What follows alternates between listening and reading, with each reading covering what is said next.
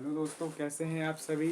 आशा करता हूं कि आप सभी बहुत अच्छे होंगे। चैनल पे नए हो तो चैनल को लाइक करिए, सब्सक्राइब करिए, शेयर करिए। आज का जो हमारा जो विषय है, इंडियन इज़राइल फिलिस्तीन कॉन्फ्लिक्ट। ठीक, इज़राइल और फिलिस्तीन का जो विवाद इस समय चल रहा है।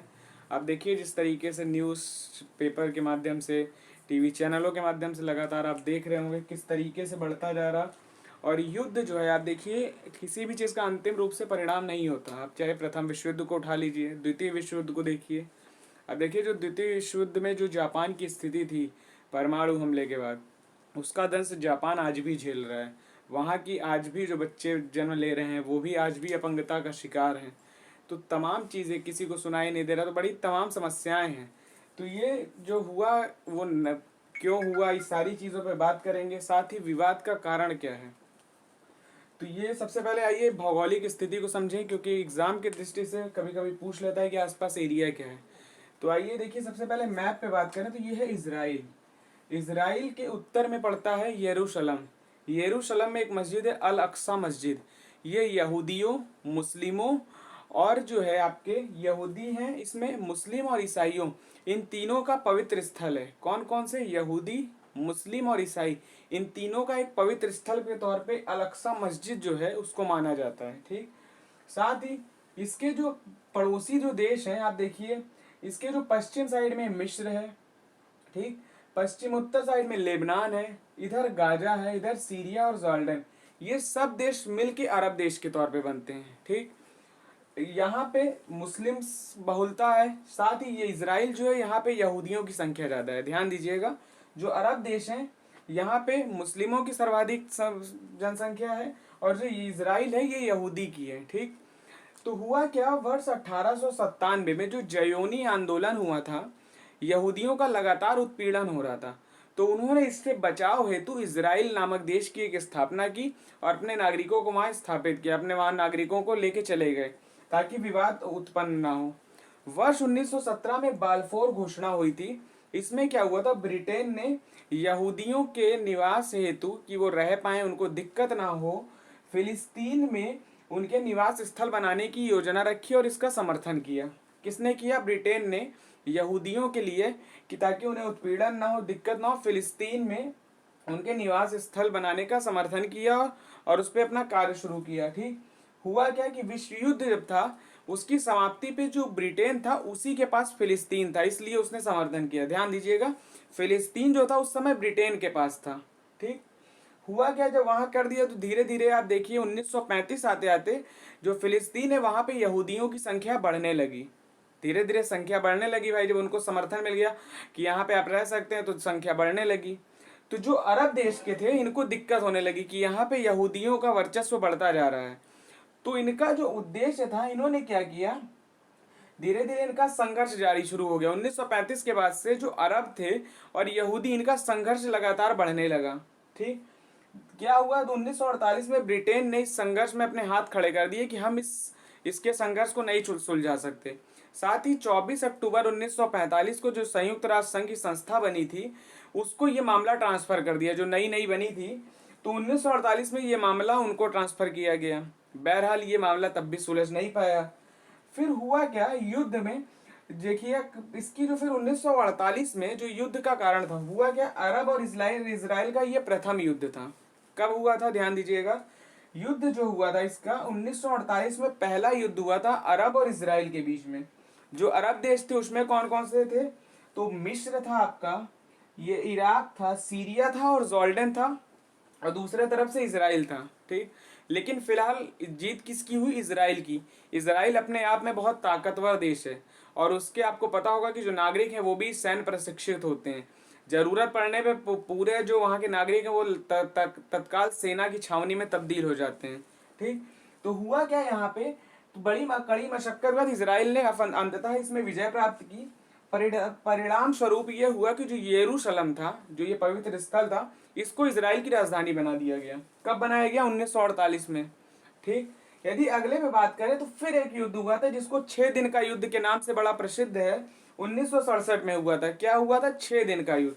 इसमें क्या हुआ था, इसमें इजराइल और जो ये फिलिस्तीन था इसका युद्ध हुआ।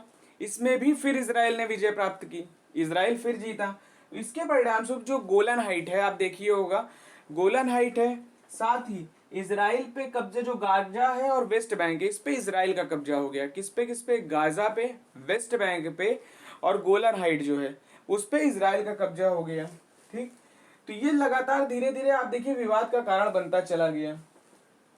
और यदि अभी बात करें जो अभी ये युद्ध हुआ है, इसमें हमास, आप देखिए लगातार हमास है क्या?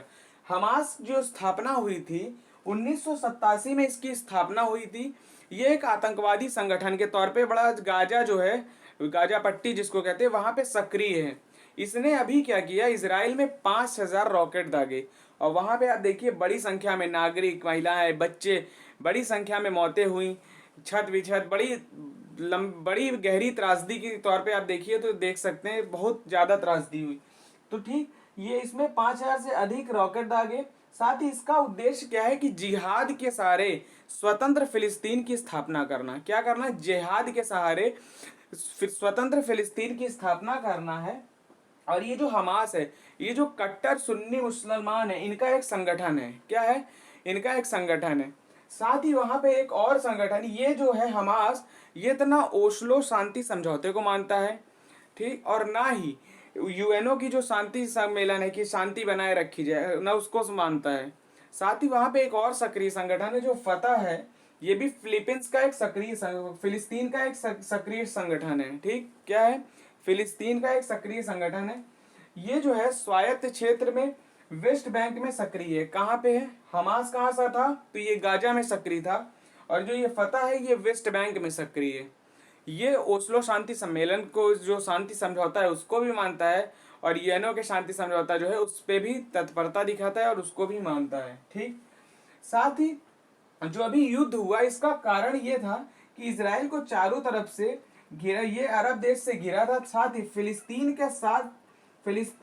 का साथ देते ताकि यहूदियों को सफाया हो सके। इनका जो था कहना कि जो यहाँ पे इसराइल में यहूदियों की तादाद लगातार बढ़ रही, इनको मतलब कम संख्या इनकी कम की जा सके, और इनका सफाया करने के उद्देश्य से इस हमले को किया गया। साथ ही अल अक्सा मस्जिद जो है, इस पे भी फिलिस्तीन अपना कब्जा चाहता था। ठीक, यदि हम बात करें ये युद्ध के कारण थे, साथ ही दोनों का पक्ष जानने का प्रयास करें कि फिलिस्तीन क्या कह रहा है और इसराइल क्या कह रहा है। फिलिस्तीन का पक्ष यदि कहते हैं, फिलिस्तीन कह रहा है कि जो हमारा फिलिस्तीन था 1948 के पूर्व जैसी हमारे फिलिस्तीन की स्थिति, उसको वापस बरकरार कर दिया जाए। साथ ही गाजा पट्टी और जो वेस्ट बैंक है वो फिलिस्तीन के पास वापस आ जाए। जो गाजा पट्टी और वेस्ट बैंक के क्षेत्र हैं, फिलिस्तीन के पास आ जाए। साथ ही यरूशलम जो है, जो अल अक्सा मस्जिद का यरूशलम वाला भाग है, जो इसराइल की राजधानी है, उसको दो भाग में बांट दिया जाए, पूर्वी यरूशलम और पश्चिमी यरूशलम। जो पश्चिमी यरूशलम है वो इसराइल को दे दिया जाए, साथ ही जो पूर्वी यरूशलम है वो फिलिस्तीन को दे दिया जाए। ठीक, साथ दिया जाए, तथा जो ये पूर्वी यरूशलम है इसको जो है राजधानी भी बना दिया जाए। ध्यान दीजिएगा, यरूशलम को दो भाग में बांटने की बात कही फिलिस्तीन ने, कि पश्चिमी यरूशलम और पूर्वी यरूशलम। ठीक, जो पश्चिमी यरूशलम है उसको इसराइल को दे दें, और जो पूर्वी यरूशलम है उसको फिलिस्तीन को दे दें। ठीक, और साथ ही जो पूर्वी यरूशलम है इसको फिलिस्तीन की राजधानी बना दी जाए। ठीक, और यहीं पे जब इसराइल के पक्ष की बात करें, ये फिलिस्तीन का पक्ष था। इसराइल का पक्ष की बात करें तो इसराइल का ये कहना है कि हमें संपूर्ण संप्रभुत्व इसराइल को मिले। ठीक, यरूशलम जो है वहां पे पूर्ण रूप से स्वतंत्र संप्रभुता इसराइल के पास हो। साथ ही इसराइल का कहना है कि वैश्विक स्तर पे इसराइल को यहूदी देश के तौर पे घोषित किया जाए। जो इसराइल देश है उसको एक यहूदी देश के तौर पे वैश्विक स्तर पे घोषित किया जाए।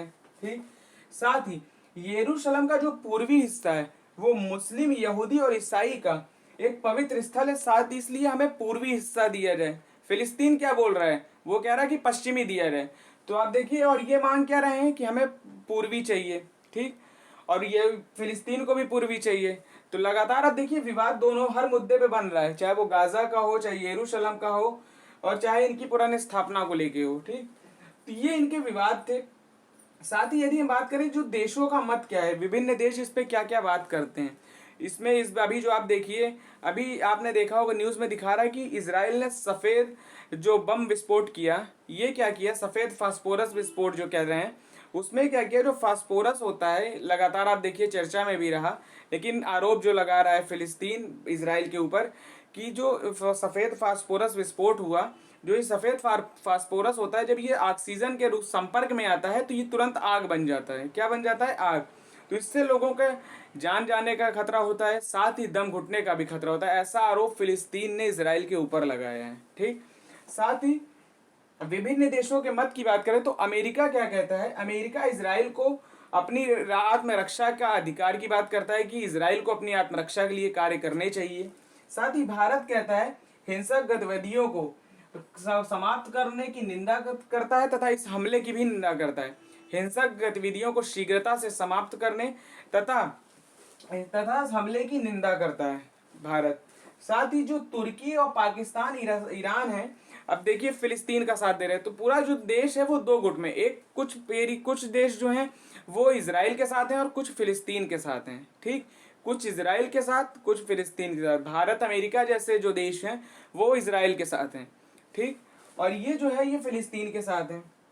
ठीक, जो ईरान है, पाकिस्तान है और जो तुर्की है, ये जो है फिलिस्तीन के साथ हैं। ठीक, यदि हम बात करें डीहाइफ्लेशन नीति, आप देखिए हुआ क्या था, भारत जब शुरू में लगभग 4 दशक पूर्व फिलिस्तीन के साथ था, और अभी हाल ही में भारत की जो नीति होती है वो पंचशील समझौता, मतलब हम किसी भी देश से बैर नहीं लेते, दोनों देश पे तटस्थता रखते हैं। आप देखिए हमारे जो प्रधानमंत्री थे तो वर्ष 2017 में जब इन्होंने इजराइल की यात्रा की थी तो ये इजराइल गए थे, लेकिन इन अरब देशों में नहीं गए थे। लेकिन वर्ष 2018 में जब प्रधानमंत्री जी की दोबारा यात्रा हुई तो आप देखिए इन्होंने फिलिस्तीन का भी दौरा किया था, साथ ही जॉर्डन का किया, ईरान का किया, तमाम देशों के दौरे भी इन्होंने किए। दोनों अलग अलग देशों में गए और अलग अलग तटस्थता से दोनों देशों में अपनी संप्रभुता और दोनों देशों के साथ अपने संबंध को मजबूत करने के लिए, अपनी विदेश नीति को तटस्थ रखने के लिए, दोनों देशों के साथ अच्छा व्यापार हो और अंतर्राष्ट्रीय स्तर पर हमारी छवि भी बरकरार है, तो दोनों देशों के साथ समर्थन किया, दोनों देशों के साथ हमारे व्यवहार अच्छे होने का एक प्रयास किया। लेकिन क्या हुआ, वर्ष 2019 के बाद जो हुआ था आर्थिक और सामाजिक परिषद थी, उसमें क्या किया गया, इजराइल के पक्ष में मतदान किया भारत ने पहली बार, और इसने फिलिस्तीन का साथ छोड़ा। क्यों छोड़ा? क्योंकि फिलिस्तीन धीरे धीरे आतंकी संगठनों का गढ़ बनता जा रहा था, इसलिए भारत ने उसका साथ छोड़ के वर्ष 2019 में सामाजिक और आर्थिक परिषद जो थी उसको इजराइल के पक्ष में मतदान किया। साथ ही जो मानवाधिकार परिषद थी उसने क्या किया था, जो गाजा का एरिया है, जो गाजा पट्टी की बात की, गाजा का जो एरिया है उस पर इसराइल के खिलाफ कार्रवाई के लिए एक मीटिंग बुलाई थी, तो उसमें भारत ने भाग ही नहीं लिया। मतलब सीधे सीधे दिखाता है कि भारत अब वर्तमान स्थिति में इसराइल के पक्ष में है। साथ ही यदि इस पे बात करें कि इसके जो परिणाम होते हैं, डिफ्लेशन, सारी चीज़ों के बाद अंत में इसके परिणाम क्या होते हैं, तो इसमें एशियाई जो राजनीति अस्थिरता आती है, साथ ही जो आम जनजीवन है वो प्रभावित होता है, हिंसक गतिविधियां बढ़ती हैं, वैश्विक स्तर पे देश में गुट बढ़ जाते हैं। साथ ही अस्थिरता के साथ साथ आर्थिक, सामाजिक, क्षेत्रीय, पर्यटन, तमाम चीज़ें, जब वहाँ पे युद्ध होगा या परिस्थिति समान नहीं होगी तो ना आर्थिक रूप से कोई देश वहाँ निवेश करना चाहेगा, ना कोई पर्यटन बढ़ेगा, ना सामाजिक क्षेत्र होगा, ना स्वास्थ्य विकास होगा। तो टोटल जो लोगों का फोकस होता है फिर वो युद्ध पे होता है। आम जनजीवन का स्वास्थ्य है, आम जनजीवन की व्यवस्थाएं, सारी चीज़ें प्रभावित होती हैं। तो ये इसके परिणाम के तौर पे यदि हम देखें तो आगामी क्या क्या इसके, अगर आप देखिए तो क्या क्या इसके मतलब क्या उपाय हो सकते हैं जिससे इसको विराम दिया जा सकता है। तो सबसे पहला है कि दोनों देशों को गंभीरता से अपनी जिम्मेदारी को भली भांति समझते हुए दोनों देशों को चाहिए कि एक समाधान के स्तर पे पहुंचें तथा एक बैठक करके दोनों को शांतिपूर्ण तरीके से सुलझाने का प्रयास करें। साथ ही यह समझना चाहिए कि हिंसा, आतंकवाद किसी भी समस्या का समाधान नहीं है।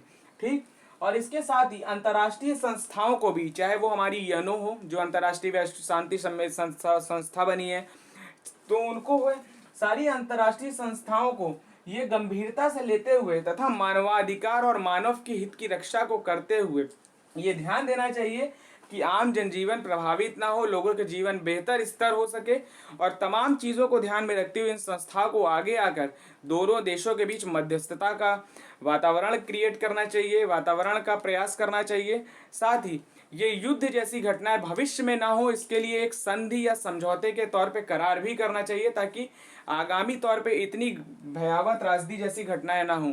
जिस तरीके घटनाएं थी आपने देखा होगा इसको। तो ये था आपका पूरा टॉपिक, जिसको हमने मैप के माध्यम शुरू किया। इनका पूरा इतिहास, पृष्ठभूमि, डिहाइफ्लेशन की नीति क्या है, हमास क्या है, फतह क्या है, फिलिस्तीन का जो पक्ष था उस पर चर्चा की, इजराइल का क्या पक्ष है, और विभिन्न देशों के क्या मत हैं, परिणाम क्या है, और आगामी तौर पे क्या हो सकते हैं, इसके उपाय क्या क्या हैं, उन सभी चीज़ों पे चर्चा की। ये आपका यूपीएससी सिविल सर्विसेज में जीएस पेपर 2 से भी जुड़ता है, जो अंतर्राष्ट्रीय संबंध है। तो उस दृष्टि से यदि आप लिखने का प्रयास करें तो बहुत अच्छी आंसर राइटिंग भी इस पे हो सकती है। तो आप इस वीडियो को देखिएगा, करंट के लिए आज से बहुत इंपॉर्टेंट है, तो आप इसको देखिएगा। चलिए फिर अगले वीडियो में आप सबसे मुलाकात होगी, जो एशियन गेम्स का टॉपिक है वो, और इंडियन कॉन्स्टिट्यूशन का जो आपका टॉपिक चल रहा है उस पर बात होगी आपकी। तब तक के लिए बहुत बहुत शुक्रिया, आभार आप सभी का। जय हिंद, जय भारत, धन्यवाद।